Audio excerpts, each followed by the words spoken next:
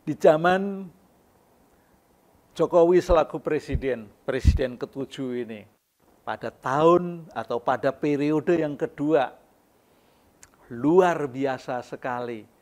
Ya, anak-anaknya boleh dikatakan menduduki posisi-posisi yang penting. Apakah ini betul-betul cawe-cawe? Apakah ini betul-betul dorongan dari presidennya supaya anak-anaknya dan menantunya menduduki jabatan publik? Ya, itu bisa jadi. Pada periode yang kedua, anak pertama Gibran kepilih menjadi wali kota. Lalu menantunya juga kepilih jadi wali kota. Yang satu wali kota di Solo, yang satu wali kota di Kota Medan.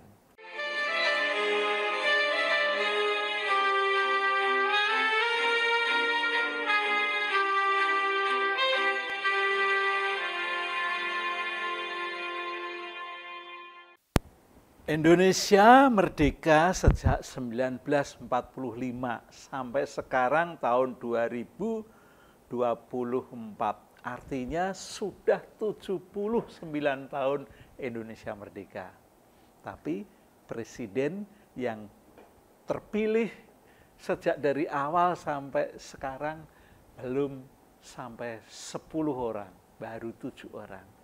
Mengapa demikian? Karena memang presiden-presiden, khususnya presiden pertama dan kedua itu menduduki jabatan yang cukup lama.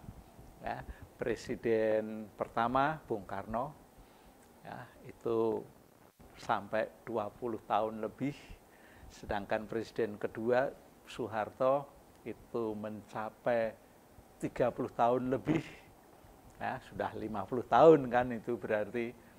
Lalu berikutnya Presiden Habibie, ini presiden yang masa tugasnya paling pendek, hanya 1 tahun.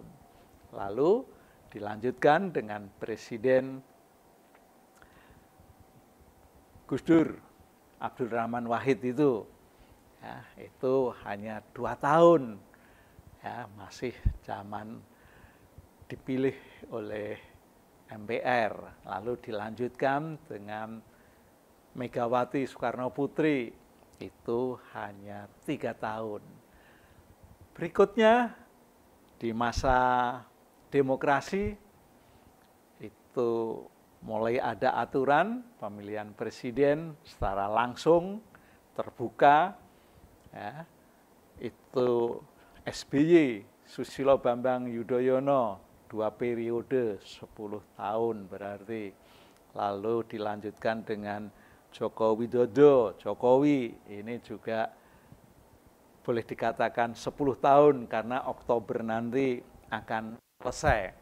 Nah, dari ke-7 presiden ini, ya, Soekarno, Soeharto, Habibie, Gus Dur, Megawati, lalu SBY, dan Jokowi, ya, 7 presiden. Semua memiliki prestasi di masanya, sekalipun panjang maupun pendek, punya prestasi masing-masing. Ya. Tapi yang ingin saya bicarakan bukan prestasi masing-masing, tetapi dalam hal menyukseskan keluarganya untuk menjadi figur publik. Ya. Kalau kita perhatikan Presiden Presiden pertama dulu Soekarno, itu pada masa jabatannya sampai masa meninggalnya tidak ada keluarganya yang diangkat menjadi pejabat publik, apalagi jadi presiden. Sekalipun Megawati pernah menjadi presiden, tetapi itu tidak ada unsur campur tangan dengan orang tuanya. Ya, mereka beraktif sendiri dalam organisasi politik. Ya, lalu presiden kedua Soeharto, ya, yang masa tugasnya sampai 32 tahun, itu hanya ada satu putrinya, yang pertama, yaitu yang saya kenal dengan sebutan Mbak Tutut, ya, atau mungkin panggilannya Sri Hardiati Rukmana itu menjadi menteri atau sebelumnya menjadi anggota MPR, ya, hanya dalam satu periode. Lalu pada saat dia angkat menjadi menteri sosial oleh bapaknya, ya ini yang paling diangkat oleh bapaknya sendiri selaku presiden, gitu, karena belum melalui pemilihan, ya, belum ada model dinasti-dinastian, tetapi itu awal mula ada anak presiden yang diangkat menjadi menteri. Lalu pada masa Pak Habibie, anaknya tidak ada satupun yang terlibat dalam politik. Dilanjutkan dengan Presiden Abdurrahman Wahid atau Gus Dur, yang hanya 2 tahun pun itu juga tidak ada, ya, anaknya atau keluarganya yang terlibat di dalam perpolitikan. Nah, di masa Megawati, sebenarnya dalam masa Megawati selaku presiden itu juga tidak ada, hanya pada masa sebelumnya, yaitu Megawati, anaknya Puan dan suaminya Taufik Kemas itu bersama-sama terpilih di DPR, ya, DPR RI pada masa itu, yaitu semuanya ada di situ, dan akhirnya pada saat itu Megawati terpilih sebagai presiden, lalu si Kemas suaminya menjadi ketua MPR, ya, dan si Puan masih ini. Tetapi pada masa Megawati itu Puan hanya sebagai anggota DPR. Ya. Puan bisa menjadi kabinet, itu Megawati sudah tidak menjadi presiden, tetapi menjadi anak dari ketua Partai Demokrasi Indonesia. Nah, ini tentu juga masih bisa ada unsur cawe-cawe gitu. Ya, karena presidennya didukung oleh partai yang diketuai oleh Megawati. Di situ Puan sempat menjadi Kemenko PMK, ya, di bidang pemberdayaan manusia dan kebudayaan. Ya, setelah itu 5 tahun berikutnya, karena dia terpilih sebagai anggota DPR pemilih termasuk terbanyak suaranya, dan suara partai juga partai yang terbesar jumlah anggota dewan di DPR RI, maka secara otomatis ketua DPR dijabat oleh partai yang jumlah kursinya di DPR RI terbanyak. Dan Puan karena juga seorang ketua DPP PDIP, ya, maka dialah yang didukung untuk menjadi ketua DPR. Apakah ini ada cawe-cawe? Tentu ya paling tidak bukan cawe-cawe, tapi dukungan dari Ibu Mega bisa jadi ada. Nah, selanjutnya di presiden yang ke-6, Pak Susilo Bambang Yudhoyono yang dikenal dengan SBY itu, ya selama periode yang kedua, anaknya Ibas baru mencalonkan untuk anggota DPR, dan suaranya juga terpilih dengan suara banyak dari partai yang mengusungnya, Partai Demokrat itu. Nah, lalu pada akhir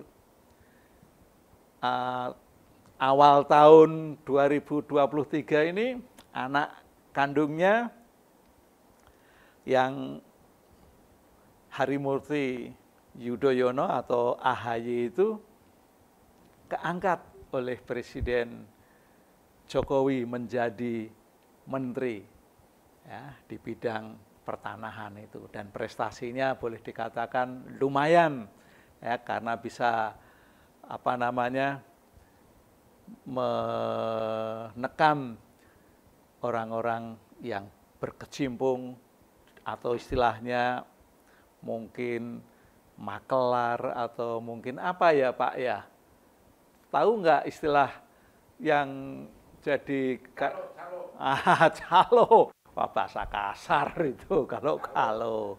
Nah, itu bisa ditekan. Tapi toh kenyataannya Badan Pertanahan ini juga masih susah ya untuk menerbitkan sertifikat-sertifikat, terutama untuk sertifikat yang menggunakan nama badan.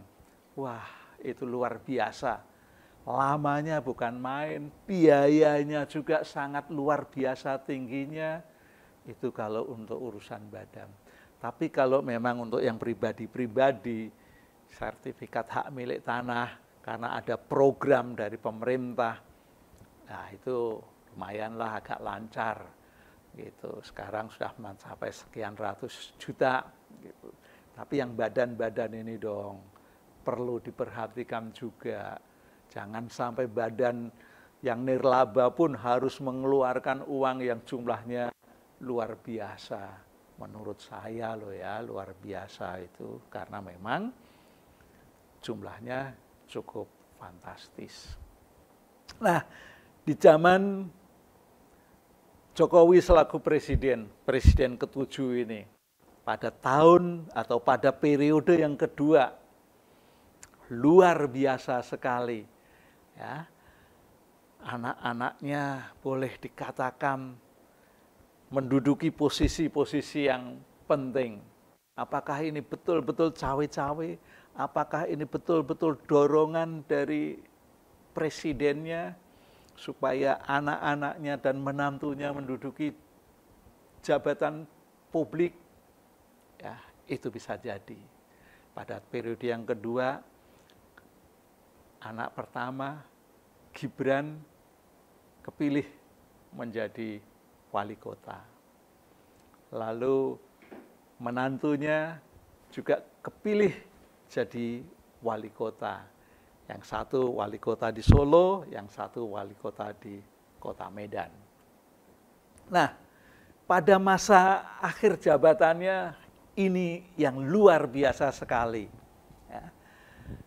Anak sulung yang masih jadi wali kota sampai sekarang ini juga sekarang ini terpilih menjadi wakil presiden RI tahun 2024 sampai 2029. Dan yang lebih mengherankan lagi, anak bungsunya Kaisang itu baru 2 hari masuk sebagai kader partai atau PSI itu yang ya, 2 hari berikutnya langsung kepilih secara aklamasi menjadi ketua umum partai. Luar biasa. Nah, ini semua bisa jadi presiden yang sekarang ini memang menyiapkan anak-anaknya untuk menjadi pejabat publik di eksekutif. Ya, pejabat publik di eksekutif. Luar biasa. Dan itu tidak mudah mestinya. Karena pada saat ini semua dipilih oleh rakyat. Tapi kalau mendengar informasi, memang tetap ada dukungan dari partai dan ada dukungan dari rakyat. Nah, itu gambaran bahwa Presiden Joko Widodo juga memiliki prestasi pada masanya tersendiri di akhir kepemimpinannya yang luar biasa. Dan faktanya presiden ini juga boleh dikatakan istilahnya dapat menguasai ketua-ketua partai. Ya, Partai Golkar yang mengusung anaknya untuk mencalonkan Gibran menjadi wakil presiden. Lalu disambut dengan Partai Gerindra dengan baik dan didukung dengan partai-partai koalisi yang lain. Nah, itulah setiap presiden sebetulnya mempunyai kelebihannya masing-masing. Tinggal presiden mana yang nanti tetap dikenang selama negeri ini masih ada dan dicintai oleh rakyat. Yang jelas Presiden Soekarno sampai hari ini masih dikenang oleh rakyat selaku pendiri Republik ini bersama dengan Hatta. Oke, sampai di sini kita berbicara tentang presiden-presiden Republik Indonesia dan yang anak-anaknya juga bisa ikut aktif di dalam kelegislatifan maupun keeksekutifan. Sampai ketemu di sesi berikutnya.